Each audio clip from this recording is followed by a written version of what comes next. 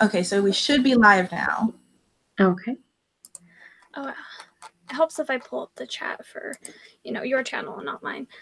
Yeah. Okay. Oh, wow. Okay. Yes, we are live now. Great. Great. Okay. Let's see I had Sorry, a go live ahead. streamer. Oh, I had a live stream earlier, so I had my live stream chat up from hours ago. Like an hour ago. I was like, there's already a lot of chat in here. Wow. Hi, Keisha. Anyway. Awesome. So should we get started right away or should we wait for a second? What do you think? I think, yeah. I was just going to say, I think last time we waited a few minutes. I'll just give him a sec. Yeah. I hope everyone's having a good Sunday. Yes. Awesome. It's been pretty quiet. That's how Sunday should go. Yeah, I agree. Sometimes it's like nice having weekends where it's like I did almost nothing and it was great. Yeah. Also, you guys might hear my cat in the background saying hello. Just so you're all prepared. I have absolutely no problem with that at all. Great.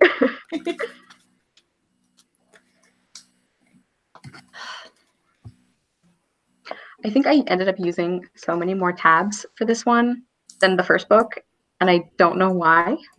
So I'm interested because I saw the review, like the star rating you guys gave the book on Goodreads, so I'm interested in that.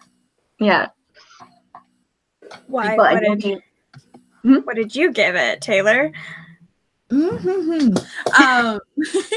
Actually, it's not that bad a star rating. It was just a little lower than I thought I was going to give it. Mm-hmm.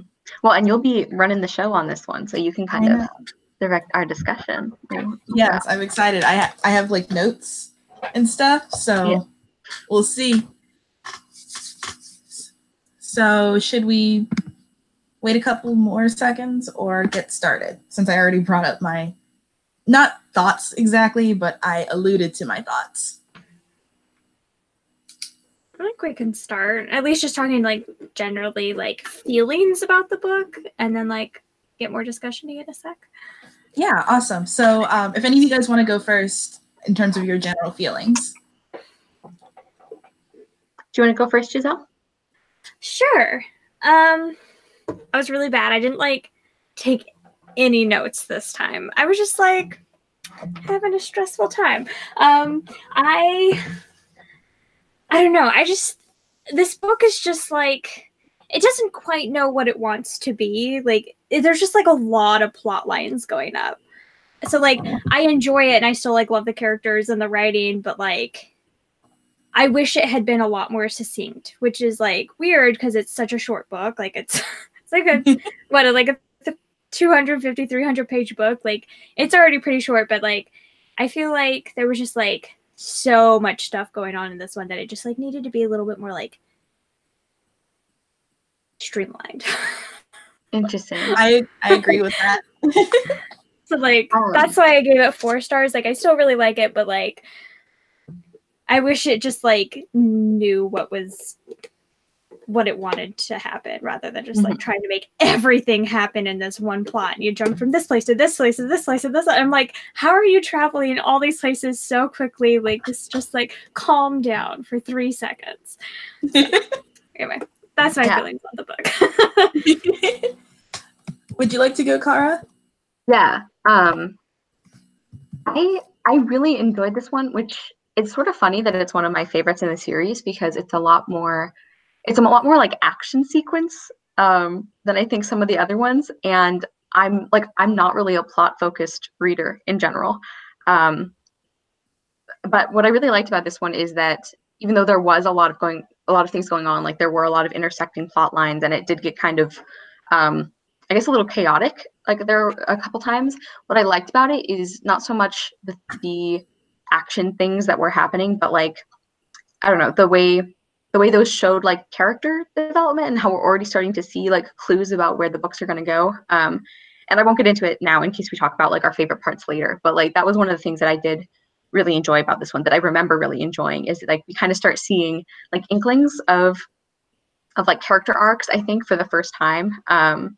But yeah, I would agree that it's definitely, I think I've reread this one so many times that it doesn't confuse me, you know, like it doesn't seem chaotic to me really, but like probably the first time I read it, I was thrown off by like jumping around all these different places. So I see what you guys are talking about.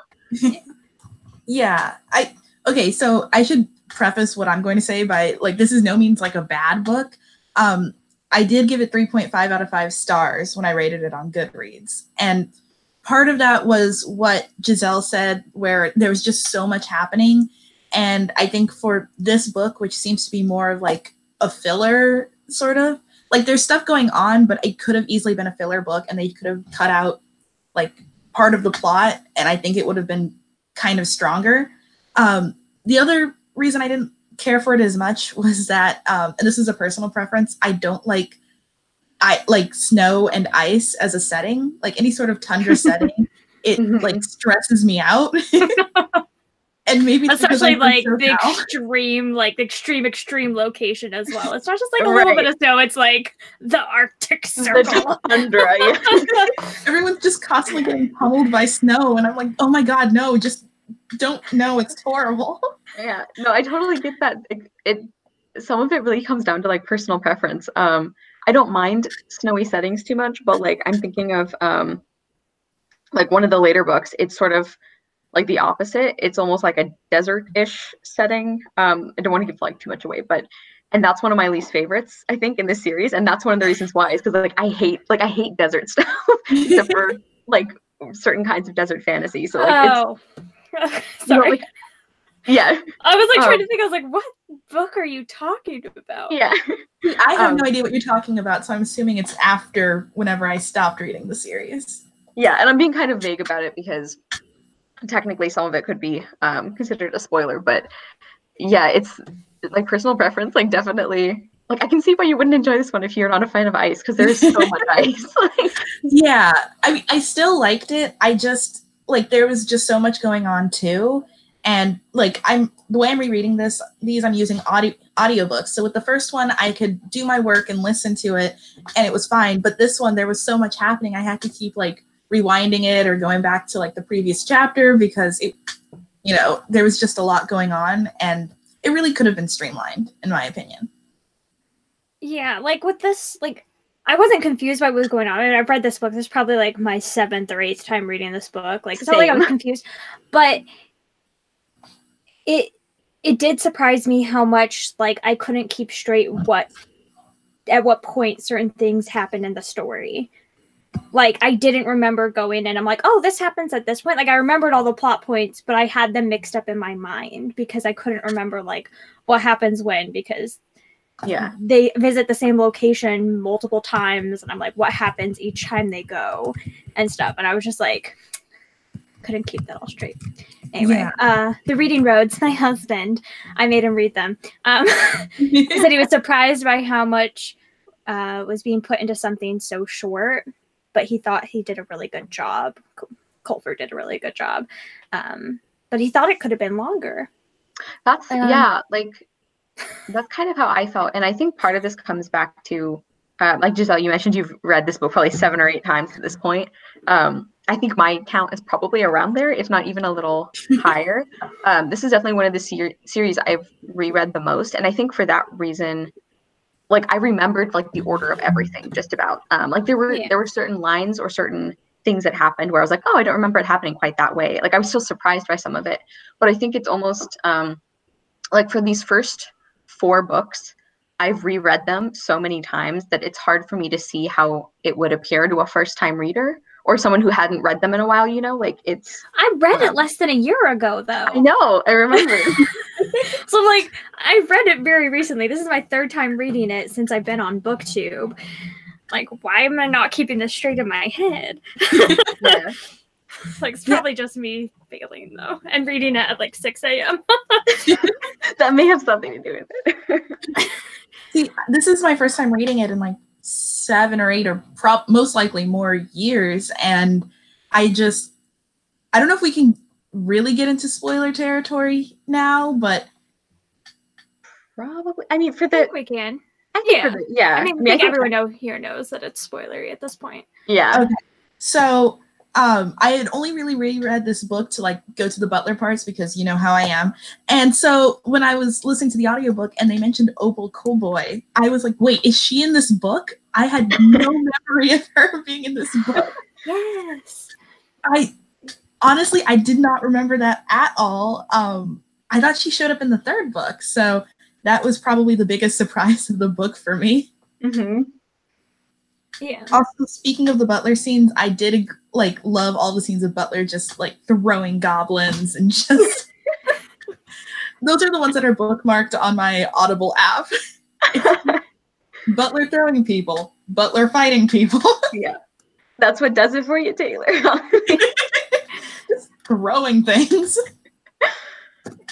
Yeah, I love like when he's enjoying himself so much with like the like stun grenades and running around jumping on things. Like he's in his element.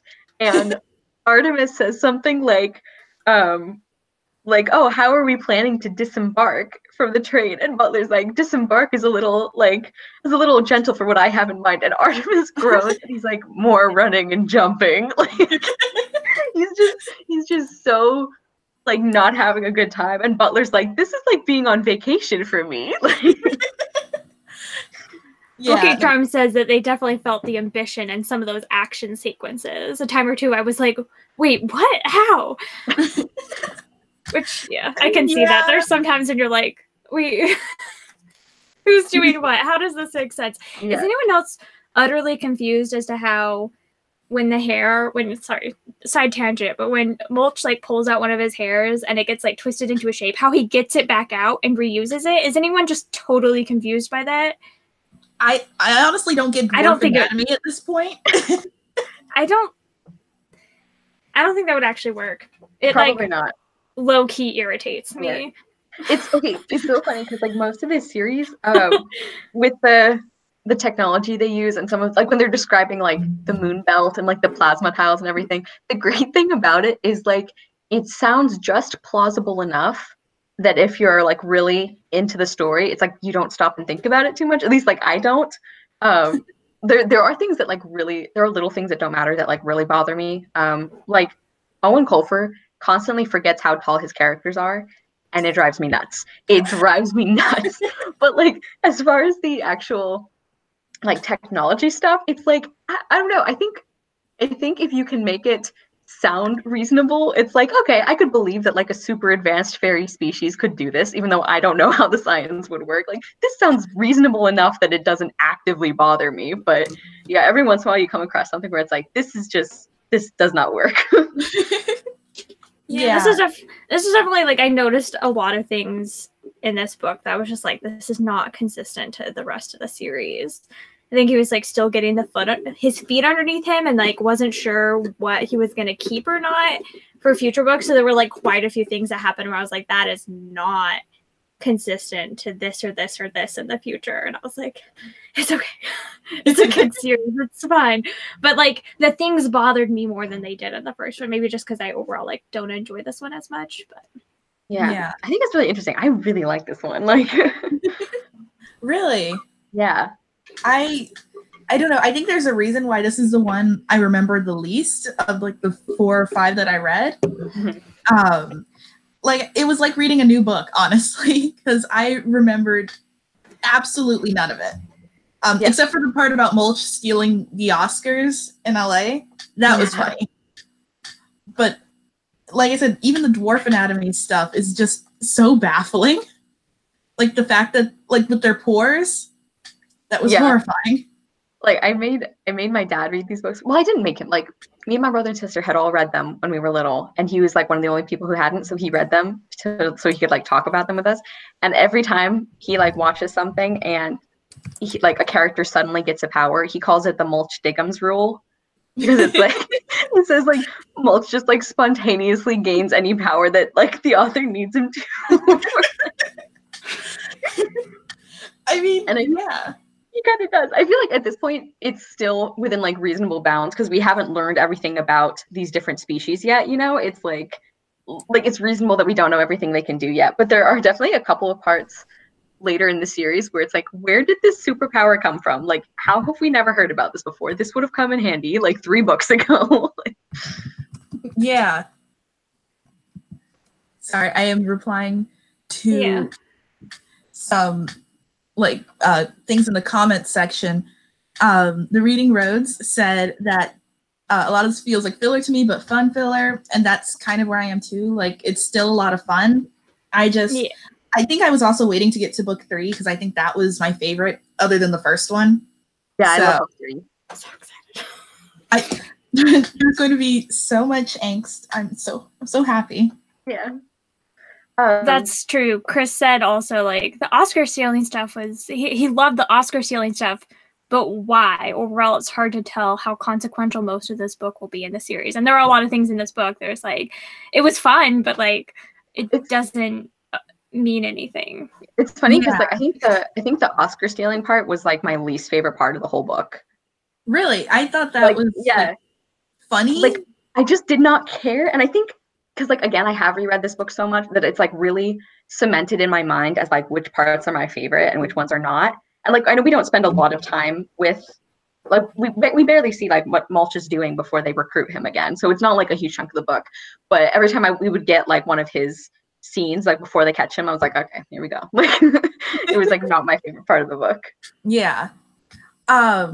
Actually, I do kind of want to bring this to Foley, who I really liked his whole sort of rivalry with Opal in this first book. But did anyone feel like he was kind of a jerk in this book too?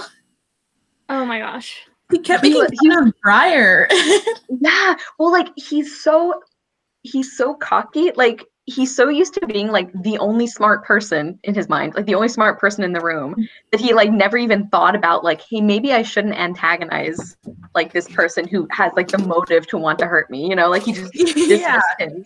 Yeah, it is interesting seeing him have like forcibly humbled by like the entire like plot of this book is basically like contributing to Foley getting taken down a peg. Like, which I did enjoy, but you know, halfway through I was like, Foley, you kind of dug yourself your own grave. Like this is kind of your fault. If you had taken it down like 10 notches.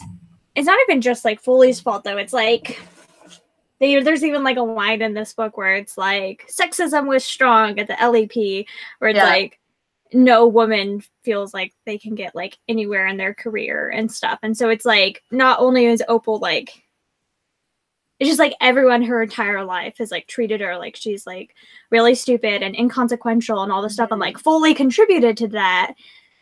But like she even thinks that like her design was better and then Foley's won, and she thinks it's purely because he's a man. And like I don't know, I was able to empathize a lot with Opal, and like really like for her going like kind of off the deep end and stuff, and like that's like I could really empathize with it a lot. Yeah, but it's interesting because Opal is not, I don't think she's my favorite villain in this series, but one thing I had forgotten from the times when I reread this book before is that when we get introduced to her, it's like there's just a few paragraphs that like sum up her backstory and her life and kind of what led her to this point. And I had forgotten how well done that was, like how believable, you know, like Giselle, you were saying, it's like I think a lot of us can kind of identify with some of the things that she's come up against. So like that was one thing that I was surprised at, was how quickly I like felt for her, even though it's like she's going about it in a terrible way. It's like I see why, like I gotta understand her, you know, like even if she's like doing bad things and making terrible choices, it's like I connect with her anger on like a fundamental level. Yeah. That's I also didn't remember why Opal was evil. Maybe it's because I didn't remember her in this book, but you know, when she showed up, my first thought was, oh my God, it's this crazy chick again. And then I don't know how I forgot the whole sexism, you know, or her whole sexism aspect of the you know? And I don't know why I forgot that, because it seems so significant to her as a character. And, you know, That surprised me. Yeah.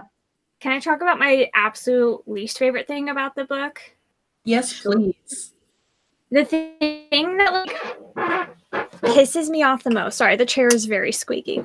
The thing that pisses me off the most about this book is, like, I like Opal's backstory a lot, but her development in this book made me so furious that her whole, like, character arc and everything is all dependent upon her being duped by a man.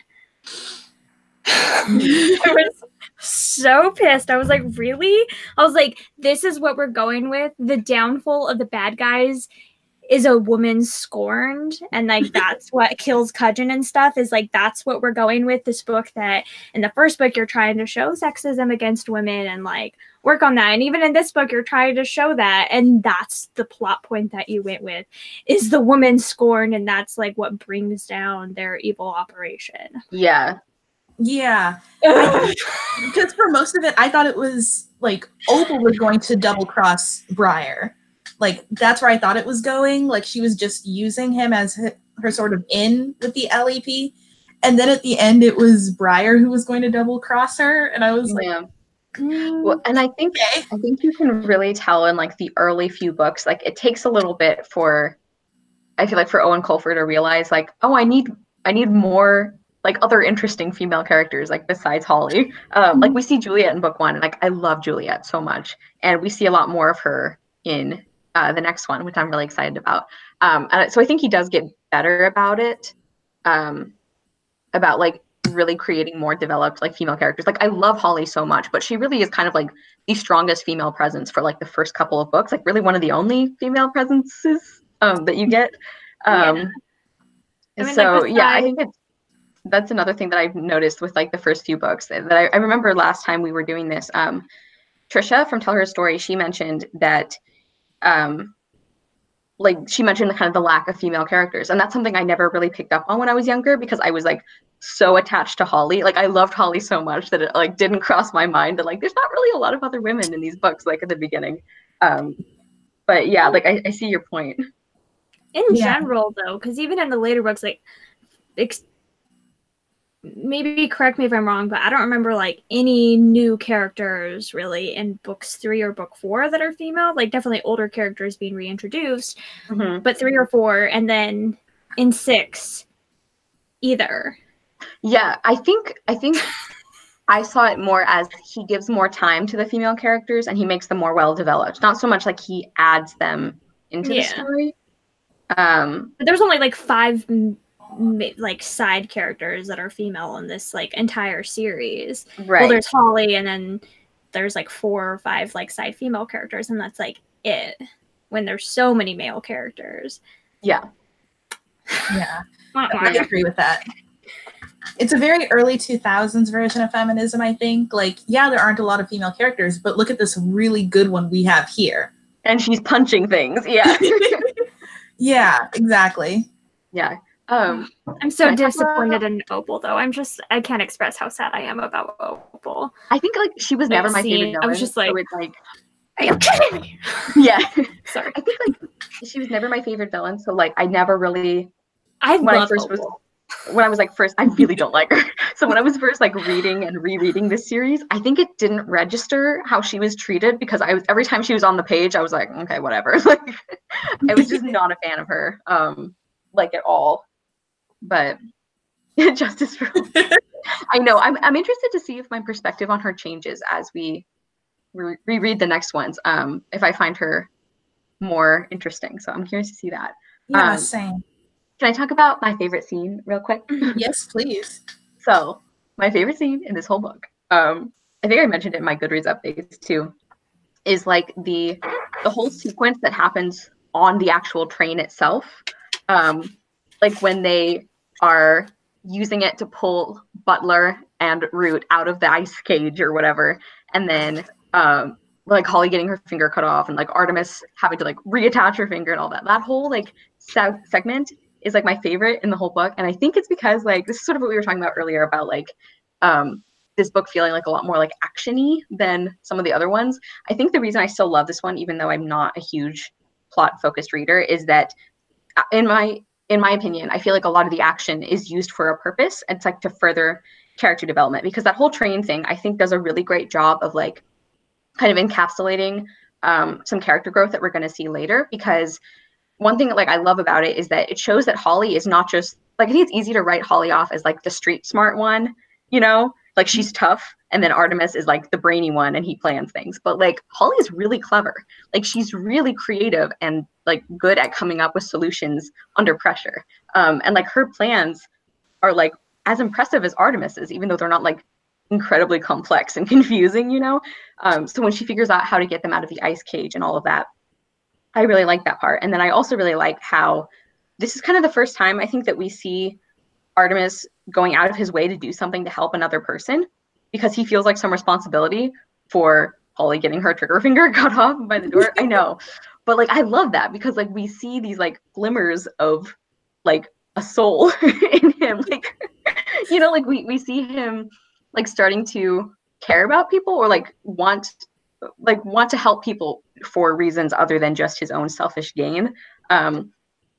And like I just really like that. Like he goes like above and beyond to help her, and I feel like it also shows that Holly is really smart too. So anyway, that's like why that scene is my favorite, and I think why I really love this book overall is because I feel like there's a lot of things like that sort of like, yeah, they're fun action sequences, they're really enjoyable, but they also kind of show like they kind of show that like even though it's only book 2, like we're already starting to see characters develop. Like at the end of this one, we see that Holly is already starting to rethink kind of her prejudices about like all humans are bad, you know, and we definitely see that Artemis is starting to like think of other people, you know, at all, which is a big step for him. So anyway, that's my little like spiel on that. Yeah, and also there's just like so much more like screen time for Holly in general, which is another just good plus about this book. I was just like, oh, this is where I got my Holly from, because she was like barely in the first book.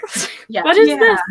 Yeah. It's nice to see her like really in her element and like completely in control of the situation, you know, like rather than, because even though she was like a badass when she was escaping in book 1, is like we didn't see a lot of her like kind of in charge, you know, and like doing what she's supposed to do. And here it's just like she's a total badass, and it's so great to see her like just taking charge and doing things, and yeah, not being kidnapped. It's great.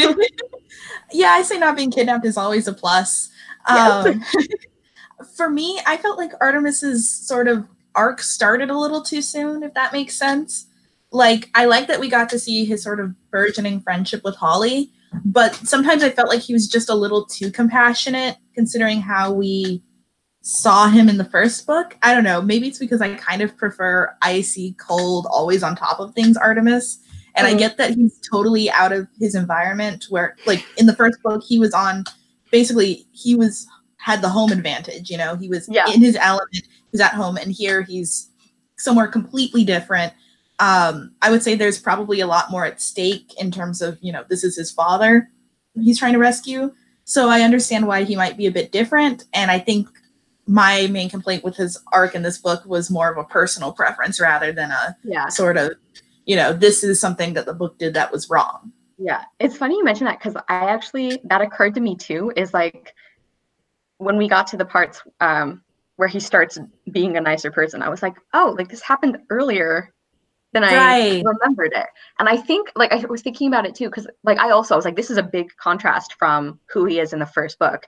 And then like something I realized, and I don't know if this was deliberate on the author's part, but the whole time we're in book 1 is like most of the time we're seeing Artemis at his like scariest or like his worst. It's through the eyes of the other characters. You know, it's like when Root is negotiating with him and he's like threatening to leave Holly behind and let her get blown up by a bomb. And so I wonder if maybe Artemis was, if he had a little more compassion all along, and like he was just very careful not to show that in the first book. Like I remember there's like that one like really funny part where he's like getting ready for the meeting, and he's like looking in a mirror and he's like diabolical and highly intelligent, and like he's like telling himself how to like appear, and he's like this 12-year-old wearing a suit. Like I just wonder if that's maybe part of the reason, is that we saw him kind of at his worst because he was desperate to get this gold to like fund the expeditions to find his father. Like not that excuses what he did.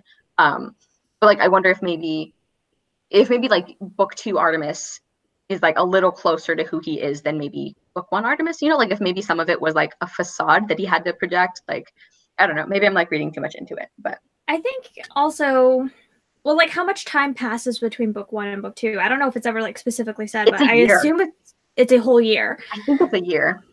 I was thinking around 6 months, but either way, he still had like a good chunk of time to like ruminate on everything for the past however amount of time, year maybe. And even in the first book, he's like feeling guilt about this. So this guilt has been there the entire time. And I think also in the first book, he gets like a big wake up call as far as like, oh crap, these are like actual people and they they're alive, they have feelings, they have families, they have all these things. And like, I don't think he really like got how like life and death things could be. Like he's still like a child. Yeah. And so I think he's like done a lot of growing up over the past year and had a lot of time to think about it. I also was thinking about this today, and I do kind of feel like it's both like the selfishness of a kid, but I think also like Artemis is a little bit like sociopathic. And that, I mean, because sociopaths can make bonds with like people. And I feel like that's kind of what Artemis is doing as well, where like he is starting, and it's like I talked about at the end of the book, where he's like starting to like learn respect for people. And I feel like that is like what a lot of like sociopaths can do, where they don't necessarily have like a respect for like general humanity, or even in the cases of some sociopaths like Sherlock Holmes or whatever, where they do have a general respect for humanity, but not for like the individual, is kind of how Artemis is a little bit, because he does have like environmental concerns and stuff, but he doesn't have like respect for the humanity, like the individuals. And I think he's like started to like have to think about it that in the past year, and like is really starting to learn that. So I don't know, I feel like it was believable, but I do also think he's a little bit of a sociopath. Yeah.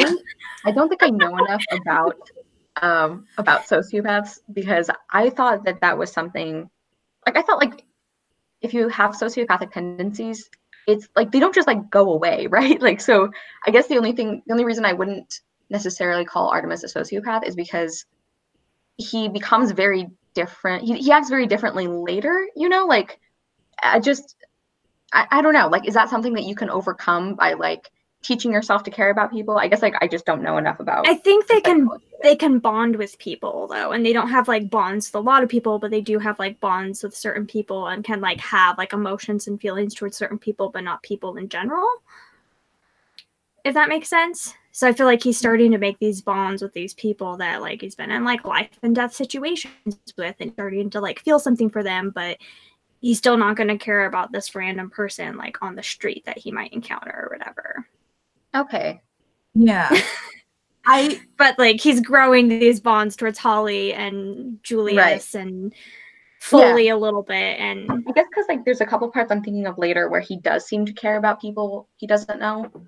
So I guess I don't know. I'll keep that in mind though as we read the later ones. Sherlock Holmes. Right. Well, I haven't read that many of the original stories, but like I've mainly seen like adaptations that like overplay certain aspects of his character. But yeah, I'll definitely like keep that in mind when we keep reading, because I hadn't like considered, I hadn't like thought about Artemis as like having a diagnosable like thing like that. So that's I mean, and there's different like spectrums as well, like levels on the spectrum, I guess. So like he could be at like the more like closer to like I guess general humanity side than like closer to the like like psychopath side. He could be on like I don't know if that makes sense. But Chris says that is he the only one that cringes at Artemis being bad or too hyper intelligent and sociopathic and stuff, because he doesn't like it. There's a point when Butler seems freaked out or intimidated by looking at Artemis's plan and thinking about stuff. And I'm sorry, but there's no intimidating 12-year-old in the world, so those things made me cringe a bit. See, like, I don't like kids very much, so I'm like totally on board. I'm like, yeah, some of them are creepy. Like, except this. Keisha said she's always side-eyeing kids just in case, paranoid. Like, yeah, Like there's some like those documentaries where it's like you see like this like 8-year-old setting like insects on fire or something. Like there are some scary kids out there, in my opinion. Yeah. I always thought Artemis Fowl was kind of a narcissist more than anything. Which is where that sort of creepy side comes in. Like, I think part of it is sort of a facade too. Like, he's like, oh, this is what evil geniuses do, so I'm just gonna do this. Mm-hmm. And I don't know, in terms of his sort of development, I just feel like they missed a step. Like, it feels like they went from book 1 to book 3 in his development, and I feel like there could have been a more middle ground in there, but you know, it's not the worst thing in the world. I just also think that his development could have been done a lot better in it could have been moved to book 3, I think. But I don't want to get into spoilers for book 3, so we're not even I'm not even going to talk about that. I haven't read book 3 for a while as well, so maybe my opinions will change on this. But I think it's like a combination of a little bit of like sociopathic tendencies, but also just like being like a selfish kid that doesn't get the big picture yet. Yeah. Well, and it's like he's so smart that from his perspective, it's like, well, of course, what I want is most important, you know, because like I'm the smartest one here, therefore everyone should listen to me. Like, yeah. I will say I also enjoyed that sort of. I think it was the opening chapter when he's at therapy, and he's just being the worst to this poor man who's just trying to do his job. Yeah.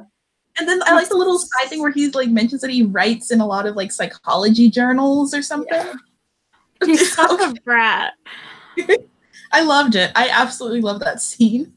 He's like, I know, it's like he's not just like an anti-hero. Like he's done like bad things like kidnapping another person and like holding them for ransom. It's like he's also just kind of a little shit. Like the majority of like the first few books, it's like he's not just like, oh, you do some really like morally wrong things. It's like you're also just like a jerk. Like you're just mean to people, Artemis. So Night Fear says, don't you think his wealthy and his being an only child adds to his attitude? Oh yeah. Yeah. And he's allowed to do whatever he wants. Oh gosh, should we lose Cara? Oh no, you're back. Sorry, the screen went black for you for a second. Oh, no. Yeah, but like not only is he like wealthy and an only child, but he has his own personal bodyguard who drives him around everywhere, and his parents have kind of just not been in the picture for a few years. So he's just been able to roam free and do whatever he wants. Like, no, he's a little prick. Bookie Charm says, what kid on earth loves caviar? And yeah, I agree with that. I agree. Yeah. Willing to eat caviar. Does he eat caviar in the first one? He doesn't eat caviar in this one, does he? Yeah, well, he asks Butler to bring him caviar from the kitchen when they stop at Fowl Manor. And, like, Butler just laughs. He's like, oh, like, what 12-year-old likes caviar? This is so funny. It's like, yeah. Well, he gets it from his dad, I guess, because when the dad is, like, a hostage and, like, wakes up for the first time, he's like, I want caviar. And they're like, F you. What's wrong with our good strong Russian food? Yeah.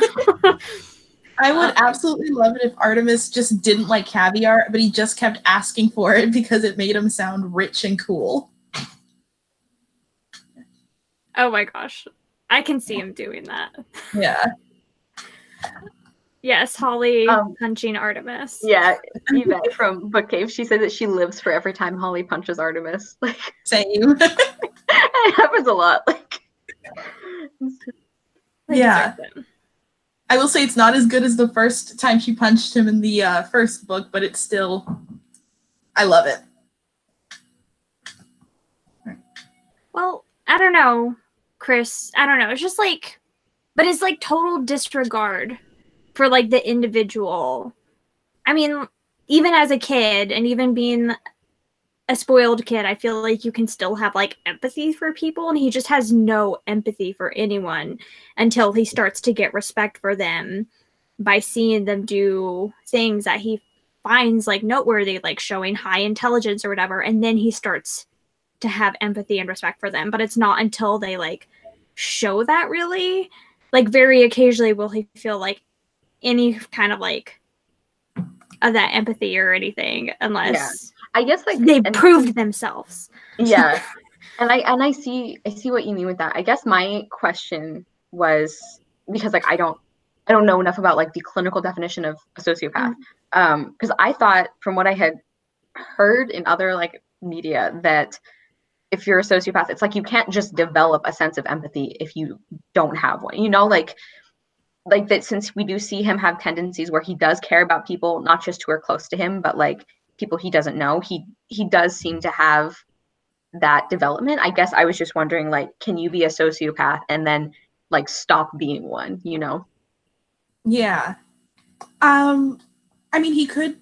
Well, no, because we know from a fact, because it's a book, that he does develop and start to form like bonds with people. So the way I was originally thinking was like maybe he's a high functioning sociopath, but that doesn't work because, you know, he does genuinely care for like Butler and Holly.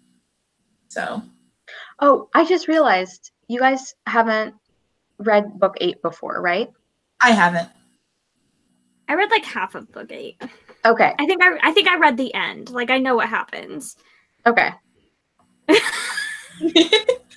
I'm curious now.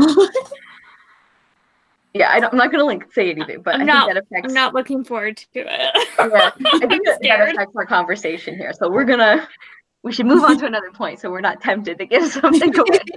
Okay, and like yeah, like maybe my opinion will change, but that was just like the vibes I was getting from this one.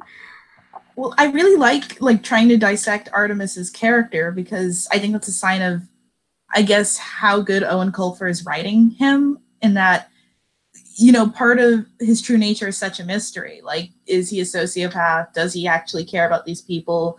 Or does he like the whole earning respect thing in order to care about him is like a really good point, in my opinion. Yeah. Thank you. Bow. I will also say, I really like the friendship between Root and Butler a lot. Yes. That was something I had totally forgotten about, but it makes so much sense to me now that I've read it. Yeah. They're such bros. Like I love it. And I love Commander Root too.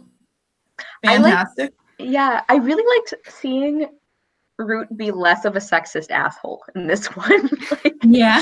Like we talked about last time, how like I think none of us were really super impressed with his like, oh well, I pretend to treat you badly because you're a woman so that other people don't do that to you. Like I want you to be tough because really I'm a feminist, and it's like doesn't really fly.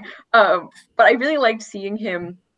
I don't know. I felt like I found him more believable as like a commander who does care about the people that are under his command, I guess. Like when he's taking care of Holly after her trigger finger got cut off and everything, like I feel like he wasn't just like doing his job because this is what his job is. Like I think he does genuinely care about the other officers that are under his command. And I like getting to see that more. Like I feel like when I was reading this one, I'm like, okay, I remember a little more why I didn't like hate Root after book 1. Like, yeah.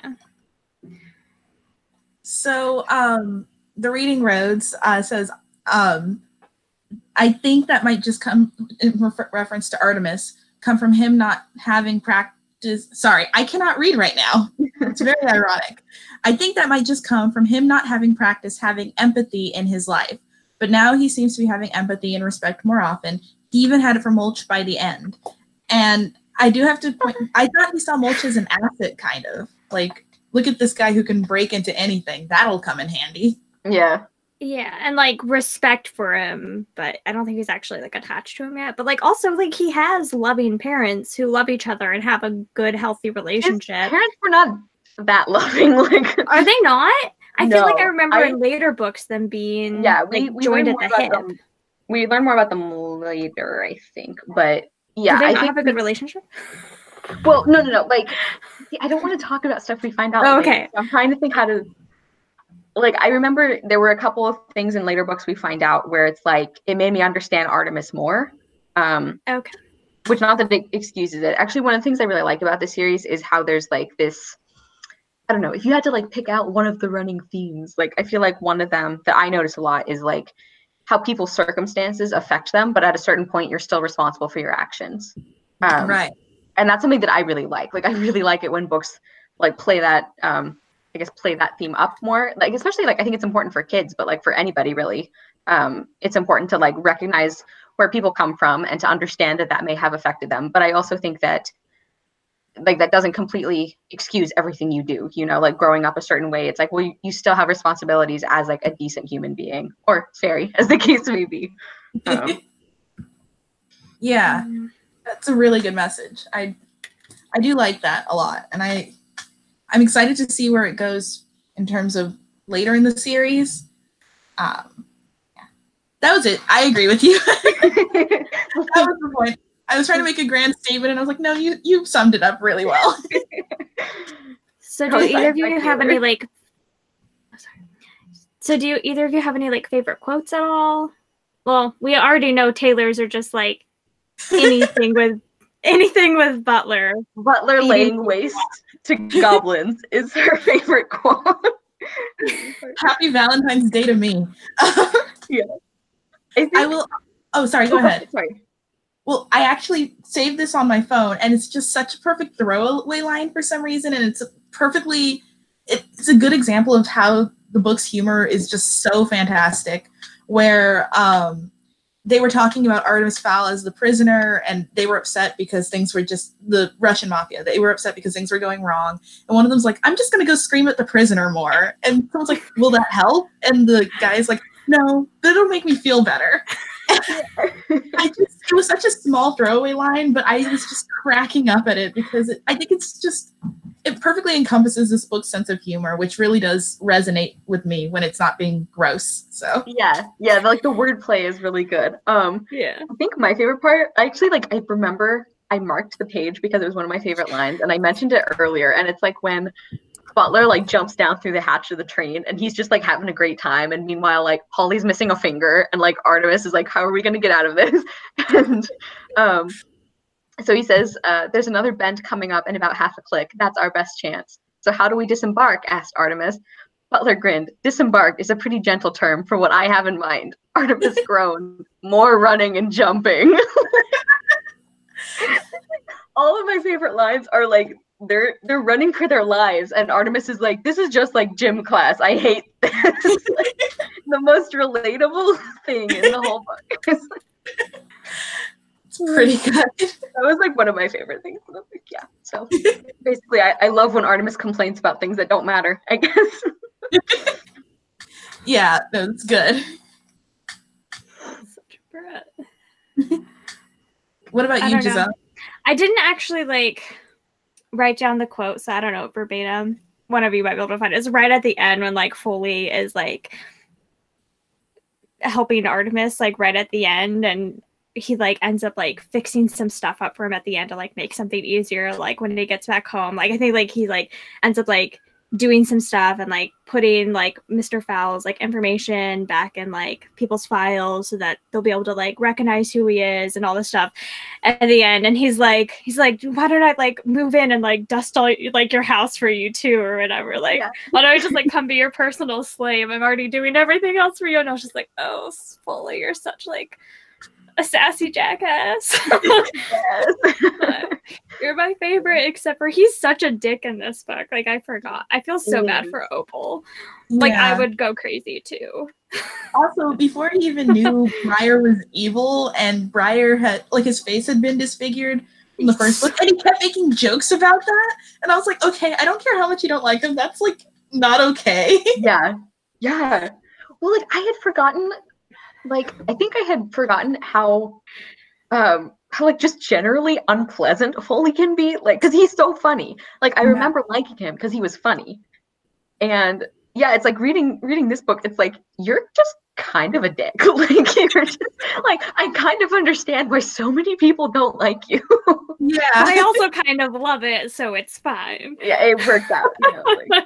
Because I think the book is kind of aware that Foley's a jerk. Like if they were just playing it straight, it would be one thing, but. You know, he's a jerk, and it does come back to bite him. Like, there's this one scene, like, I don't know if you remember, where he finally figures out that Briar is evil, and he's in the same room, and he's like, hey, what I said about this, and that, you know, I was just funning. It was just a joke. Joke, like, yeah. Oh my So, gosh, I'm so glad Briar's dead, though. Yeah. I think if this book just had him as a villain and hadn't introduced Opal, I think I would have been fine with him as a throwaway villain. But, you know, just a basic villain. Like, there wasn't really anything new to him or cool or... Yeah. He was just... I mean, he was scorned too, but, you know. Right. Okay. Yeah.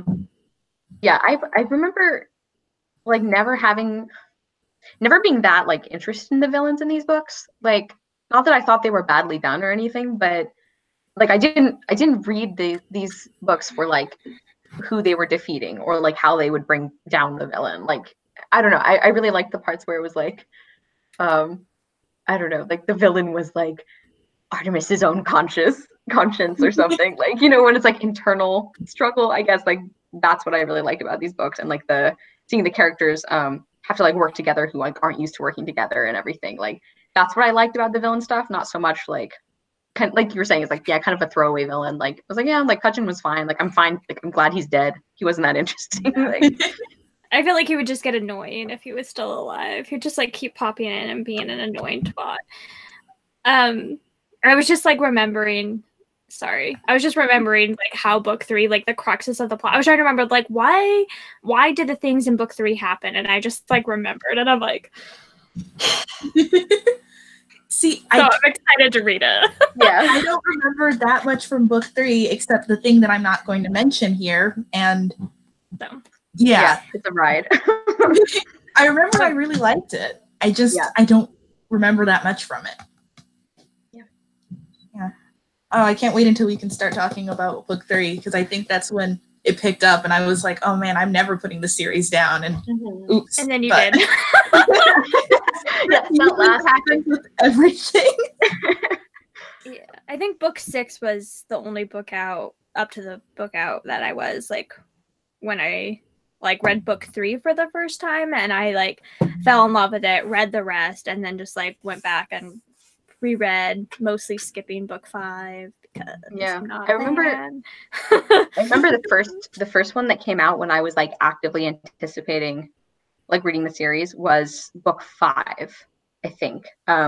So I had been reading it for, I don't know how many years that would be, but, like, I don't remember the Opal Deception. Like, I don't remember book 4 coming out, you know, while I was reading the series. So I think it must have been book 5 that came out. Like, I think book 6. Yeah, and I did the same thing. I just, like, yeah, like, I did the same thing. I just, like, reread continuously. Like, I know, like, scenes from this series by heart. Like, that's how many times I reread it.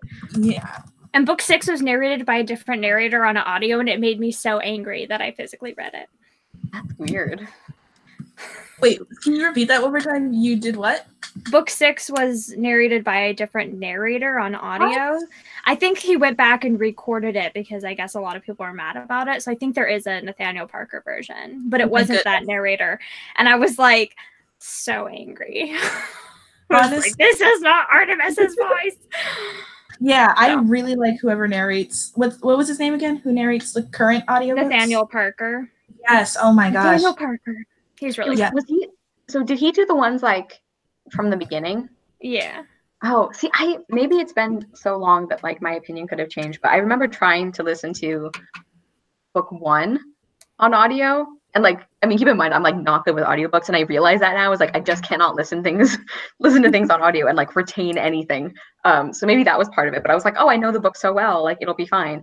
I could not get behind the audiobook. Like, it was really weird. I was like, none of these people sound how I thought they did. Like, this is clearly, like, a middle-aged man trying to sound like a 12-year-old boy, and it's weird. Like, it just did not do it for me. But it's been so long. Maybe I like would have changed my mind. But I personally like it, but I do get what you're saying. I think I just really like how he does Foley's voice and Butler's voice. I think those are particularly good, and those are, like, my 2 favorite characters. So it works out. Yeah. Yeah. Also, he did a good Mulch voice. He does every voice good. Yeah. I'm just going to name all of the characters. And Holly and Artemis. See, I didn't, like, I guess I'm very picky also about, like, men doing women's voices. And I know, like, women doing men's voices, they can have a lot of problems too. But, like, I don't remember how he did Holly's, but I remember hearing it and, like, Yeah, maybe something that you know well enough, but that you don't have like so much emotional attachment to. It's where like you need to start like with. But see, it's hard to find a book where I do know it really well and I have no emotional attachment to it. Like, why would I read it then? You could try for like The Princess and the Goblin or something, like a reread, but that's been like a ton of years, but that you don't have emotional attachment towards. Yeah, I could try, like, I don't want to like go off on a tangent about my audiobook struggles, but like I remember like 4th grade, I was like 9 years old and I had to go to the library and get the book and read it along with our read aloud so I could understand what was happening. Yeah. So like, I don't know, maybe I'll try it, but I'm not close enough. Aren't for everyone. It took me like years to get into audiobooks. And it was out of like necessity because, you know, I started it when I was working far away, so I didn't have time to read. So audiobooks help, but it does take a while. And sometimes, you know, if you really like the book and you have a certain idea of how they sound in your head, it does kind of throw you off. So yeah, for sure.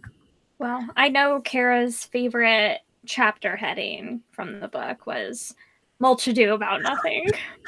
It's so good. I love a random Shakespeare reference. Like, and then it's one of my favorite plays. It was perfect.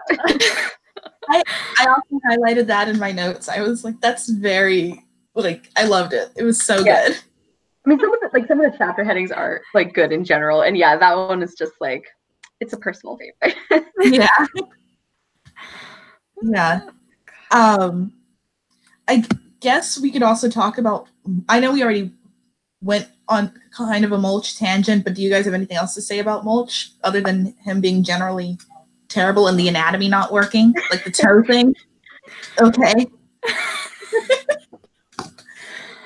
He's never been my favorite. Like, I don't know. I think that might be part of the reason too, is because he's just like unpleasant to read about doing anything. But like he's funny. Like I do really enjoy his interactions with the other characters. Like I love him arguing with Root and like just pissing him off by doing nothing. Like that's always really funny. Yeah, I guess like I don't have like strong feelings about Mulch one way or the other. Like he's fine. I like him, but like compared to the other, like I love Artemis, I love Holly, I love Butler, like I love so many of the other characters, and I'm like Mulch is fine. I really like Mulch a lot. Like I really wish Owen Colfer had been a little less like inventive in how he decided to do certain things. Actually, I wish he'd been a lot less inventive, but I really like his like personality and everything. He's just like super sassy and rude and snarky, and it's just like really generally funny. I really really like him a lot, but like that is like if I could change one thing about the books. Yeah. Besides the entirety of book 5, I would change I think that's one of the only, like we mentioned this in our first live show too. Like I think that's one of the only things that makes the books feel like they were written for a specific audience. Because I think like obviously like you don't have to be a kid to enjoy these. Like we are adults and we love the series.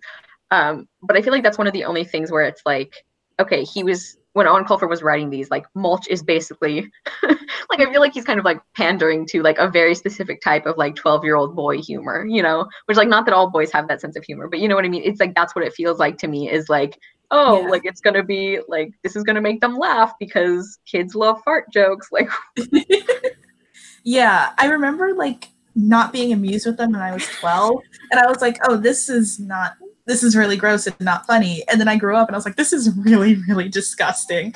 Like I went from being like just kind of bored with the whole toilet humor thing to being just so disgusted with it. But I love how like Mulch speaks, and I love kleptomaniac characters. I think they're just really fun. But you know, just reading about how he steals stuff, it's just I think there's a way they could have gotten around it without it being so repulsive. Yeah. Well, and like Owen Colfer really like dwells on it too. It's not just like, oh, here's how he tunnels. It's like we're gonna describe it in excruciating detail 4 different times in one book, and it's like, this is unnecessary. But I do like his interaction. And then they have to climb through it. Okay. I was so I'm like, I'm out. Like, I was listening to the audiobook and I'm like, I'm just gonna zone out for 5 minutes. Yeah. Well, and like everybody, I think when I first read the book, I must not have realized that part because everybody acts like they're disgusted when he tells them what they have to do, but they get over it pretty fast. And like reading it now, I'm like, they're climbing through a sewer, like, and not just a sewer, but like mulches like excrement. He has a really good metabolism, though. Yeah, I mean, like, and the way they described it, it's like, oh, it's basically clay now, and I'm like, okay, well, if it's clay, why is everyone like so grossed out by like the smell and like wearing their helmets and everything? Like, this does not sound like clay. I feel like still knowing about it, whether or not it's clay, it's still like okay. Yeah. And I feel like Artemis, especially since he's supposed to be like this spoiled, like rich boy, would be like, oh, my tailored suit or whatever, rich people say. I mean, I guess it is an indication of how desperate he is to get his father back, that he's like willing to do things. And like, it does bother him. But yeah, it's like Artemis of all of the group should have been like really not down for this. And like, they get over it pretty fast. I don't know. Like, I guess you got to do what you got to do. I guess. I'm just saying, I don't know if I would have been able to. Yeah. Nightfear said that she likes Mulch, and then Chris said, I think what Mulch does technically makes sense and fits within the world, but he's hard to read about. Just his name alone is great, but why is his entire existence farting? Like I said, I love the Oscar stuff and his klepto tendencies, but wow, he's over the top with the Mulchness. And then Bookie Charm said that Mulch grew on her a lot in the book. Yeah. It's because all these things are true. I'm excited. Yeah, I really like the Oscar part as well. I just love that he's like, I must have this collection. Like, he couldn't care less about them, but just because it's like irritating other people, he's like, I need them all. Yeah. I also think one of the reasons I didn't like it so much is there's this like casual reference to him eating people's pets. Wait, what? Did I miss that? Yeah, and I was like, what? Like, this seems this like does not seem to fit with the tone of this character. It's like it's dropped, and like I think this is one of the things where like Owen Colfer, like he was still figuring out what he wanted to do with certain characters because it's never mentioned again.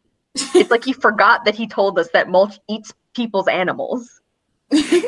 I don't know how I missed that. I feel like I must have blocked it out. I feel like it was like, oh, that's weird. Just gonna forget that happened. Yeah, it was so weird because it's like never brought up again, and I'm like, especially for like what is a children's book, like. Yes. Yeah, it was strange. He eats cats and small dogs, and that makes me sad. Same. Yeah. I think that's one of the reasons the Oscar part was never my favorite. I am excited to see where his character goes because I feel like where he was at the end of this book, I can't really see a clear arc for him as much. So I want to see I don't know, maybe Owen just didn't have an idea for an arc for him when he first started the book and then was like, oh, we need to make something for him. So I'm excited to see where it goes because I don't remember him doing much other than the gross stuff he already does in the later books. So it's interesting you say that you like didn't see a clear arc for him because he almost feels like once you said that, I agree with you, and it almost feels like he was supposed to be like a one-off kind of fun side character, and then he kept bringing him back, and he's like, actually, let's make him like a supporting character because he's fun, like like it's like a special guest star who ends up getting on the show, I don't know, but he like does also set up in the first book that he's more than likely gonna be back. Like he did set that up in book 1 that he like stole the gold and is still alive and that's that's true. I forgot about that part. Maybe it was just like he just didn't intend for him to play as big a part in the series as I'm assuming he's going to. I don't know. Maybe he just shows up in tunnels and is gross and then leaves again in every book. But that's like how he enters every scene. It's like he shows up in a tunnel, he's gross, and then he leaves. Oh gosh, what was I gonna say? I don't remember. Never mind. Does anyone Does anyone have any thoughts about the very end of the book? Like, I don't want to take over for Taylor, but No, go for it. I was just thinking, like, does anyone have any like thoughts about the very end when like they actually save his dad? Like, thoughts on that part? I mean, I kept forgetting they were saving his dad. Yeah. I don't know. I feel like I tend to get so attached to the characters and their interactions, and then when they finally get to the whole point of them interacting, I'm like, oh, I forgot about him. Right. I will say, like, every single time of the like many times I have reread this book, every time we get to the part where like Holly says that like he's breathing and Artemis just like breaks down and cries, I'm like, oh. Yeah. That was really cute and very unexpected, honestly. Yes, but like it's so unexpected, but I also believed it, you know, like I didn't feel like, oh, this is so out of character for him. It's like sometimes I forget he's like a 13-year-old boy, and you know, who like he does have emotions about things. He's just gotten very good at pretending he doesn't. But yeah. No, I don't know.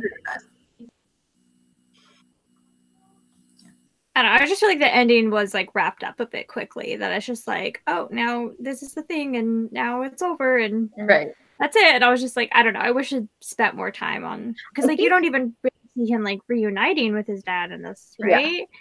Or the mom's reaction or anything. Like none of that is in here. And it's like, well, this was the whole point of the book. It's set up from the very beginning that this is what the book is about, is him trying to get his dad back, and that's even at the beginning of the first book. And I feel like very let down that was like not addressed in this book. Yeah. At all. I think like this kind of goes back to what Taylor was saying at the beginning about like personal preference and how like you just don't like ice and that like affected how you feel about the book. Like I think this, for me, I think that's why it doesn't bother me, because like I didn't really care about the parts with the mafia.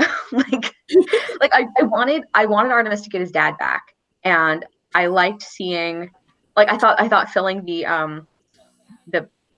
not bullet, but you know what I mean, filling that with Artemis's blood and having it look like he got shot. Like I thought that whole like scene was enjoyable, and like I wanted to see him get his dad back, but I didn't really like care so much about spending a lot of time on it. I'm like, I'm fine wrapping this up real quick. Like I don't really care about like seeing them reunite. Like it didn't really I don't know, like I didn't really care about Angeline, like seeing what she thought about it. But yeah, Chris said he was really hoping he actually shot his dad and wanted him dead.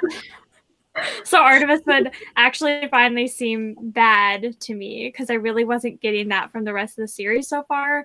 But then Artemis's development is a good trade-off for that, so I guess it is good that he saved him. Yeah. I don't know how that would affect the series. Like, either Artemis, if he intended to use his father, now he's like the worst. And then if he accidentally shot his father, we've got a completely different series of him dealing with the trauma of killing his father. Right. Oh my god. Yeah. I will say maybe it's because of the way it was being read to me, but I couldn't understand why the guard was holding Artemis Fowl's dad. He shoots the father, and then the Russian guard just kind of throws him over the ship. Well, because they were... Yeah, because they were right on the edge, like they were right near the railing, and he just like panicked because he wasn't expecting him to get shot. So he's like, "Get this bleeding human away from me!" And then the other guy is like, "You idiot! You just threw our hostage overboard." You're so inept at like being like villains. Okay, so I guess the way I heard it, I assumed they were like on the middle of the ship, and he was like, "I'm gonna drag him to the side." So that was my fault. I was like, "Okay, well that was unnecessary." That's hilarious. And then they act surprised that he went overboard. Like, yeah, you dragged him there. Okay, so that makes much more sense to me. I was like, that made no sense. Why would you do that? I am good at reading. I mean, it did happen quick, so I can understand why you didn't hear all of it. Yeah. I mean, there was a lot happening at the end, but, you know, I thought the climax was pretty good. Yeah, I liked it, too. Yeah. I also liked the sort of trick with the, was it the dissolving money? Yes. That was good. I wish we had seen, like, the boss's reaction when he opened up his suitcase and it was just empty. I know, and, like, everyone is running towards it, and, like, you know that the flare is going to go out and like the money won't even be there tomorrow anyway. It's like very satisfying. Yeah. Do you guys have anything else you'd like to talk about?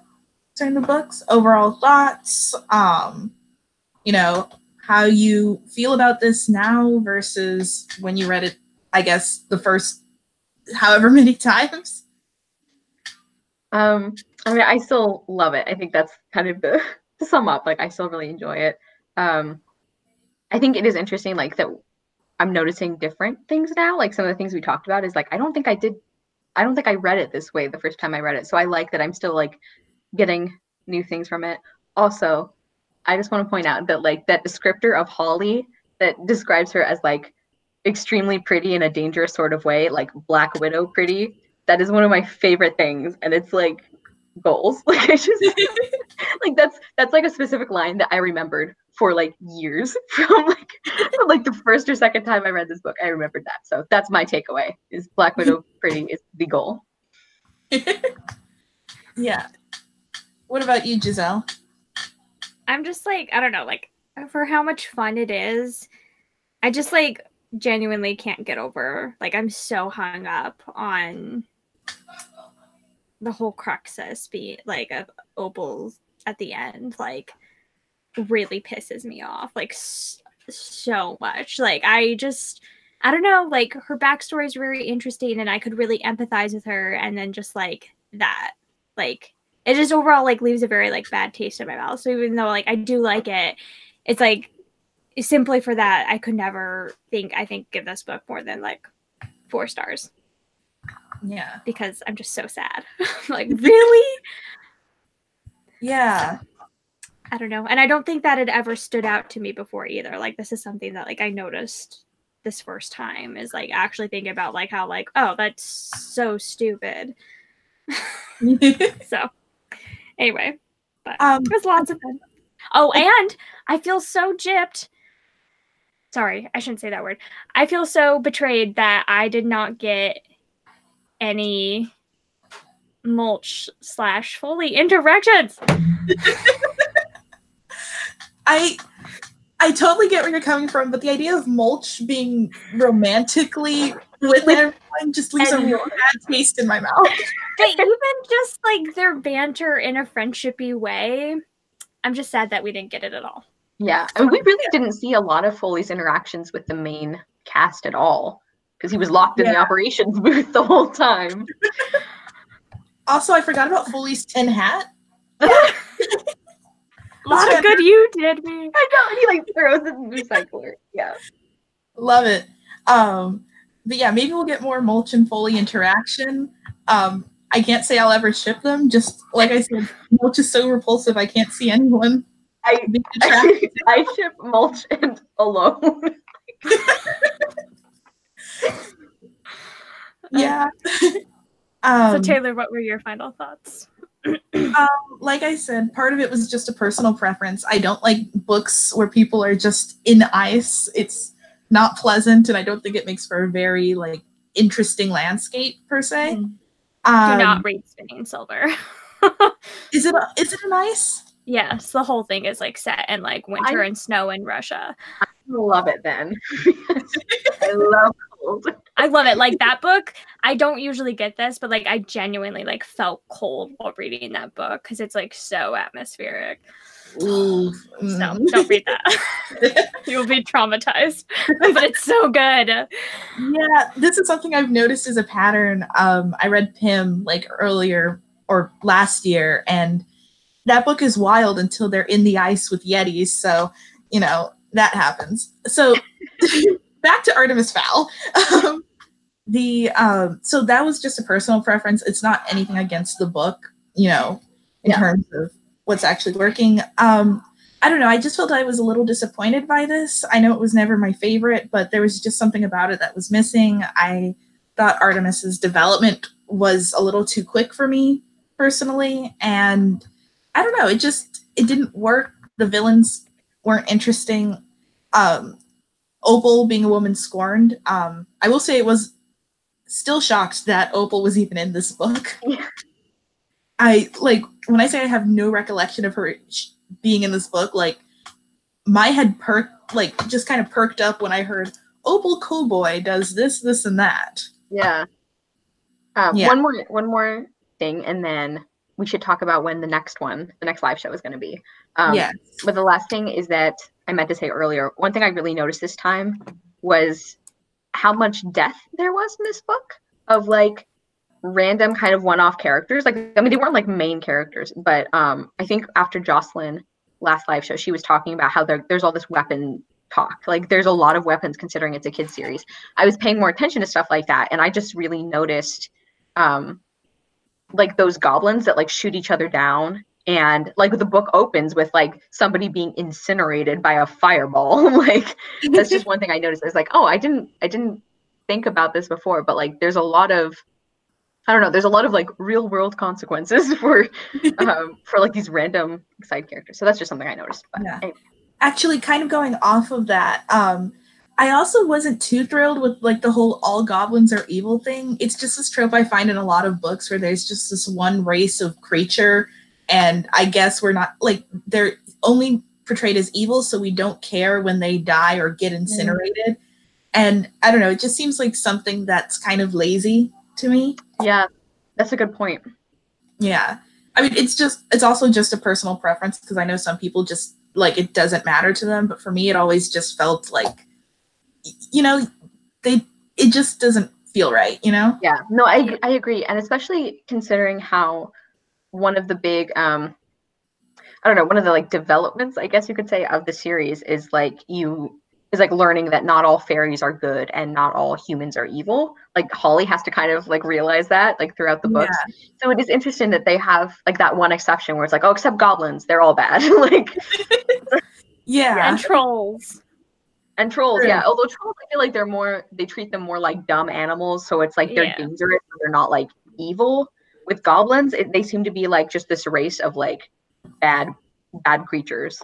Yeah. But even with like dangerous animals, like and like real dangerous animals, like there's still always like those exceptions that we see where like people like cuddling with their like giant like 250-pound like pet tiger and stuff. Like, yeah, there's always like stuff like that, and it's like trolls are just like, you never like see them like being anything more than just like wanting to rip your heart out. Yeah, but that's like, yeah, that's my number one like biggest pet peeve about the entire Redwall series by Brian Jakes is that the like this set of creatures is good and this set of creatures is evil. And like I had never really thought about that with the series before, and now I'm sad. Yeah, good point though. Isn't there that graphic novel series that's called like Mouse or something? Oh, and it's similar. It's like it's like Mouse the Guard? What Mouse? Maybe Guard? that's it. Maybe that's it. Where like the cats are like Nazis and Mouse. Yes, yeah, right. It's like that. It's interesting having like different species like that, but yeah. Night. Also, didn't Mulch almost eat a goblin in the first book? Yes. Is that? I mean, I know it's not cannibalism per se, but they live in like the same society, you know? Yeah. Well, I don't think he actually would have eaten him though. I think he was just like gonna crush his head. Is that gonna crush his head? It's fine. Oh, real quick. So March 31st is actually a Sunday. So do we want to plan that as our next live show? Sure. Yeah. So that'll be right at the end of the month. So I'll have to. I should start reading this one 2 days before the end of the month. But and that'll be on Giselle's channel, right? Yes. Yeah, and that'll be the Eternity Code. Right. I'm so excited. Yeah, because this is your favorite book, right? Yeah, this one's always been my favorite. I'm like not ready for it, but I am. Yeah. I'm like super excited, but also like dreading it a little bit. So,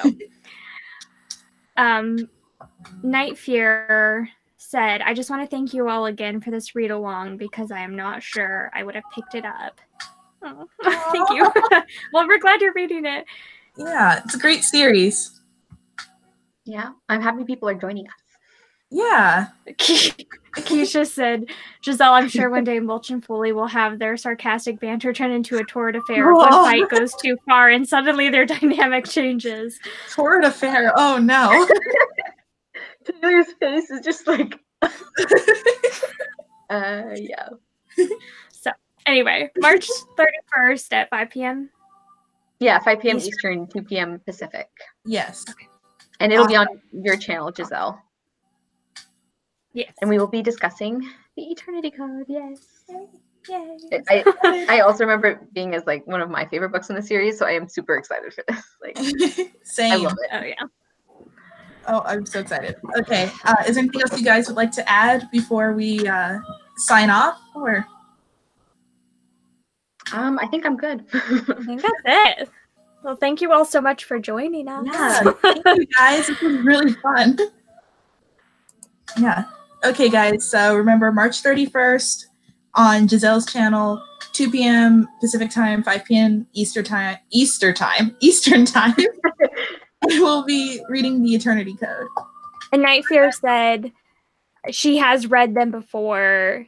It's just actually really powerful this time. Well, I'm glad we're making it like a more reading experience. So, Bookie Charm also says that book 3 is her favorite. So, whoop, whoop. Yeah. This is book 3 is going to be the one I'm really looking forward to. Bye, guys. All right. Good night, everyone. See you in a month.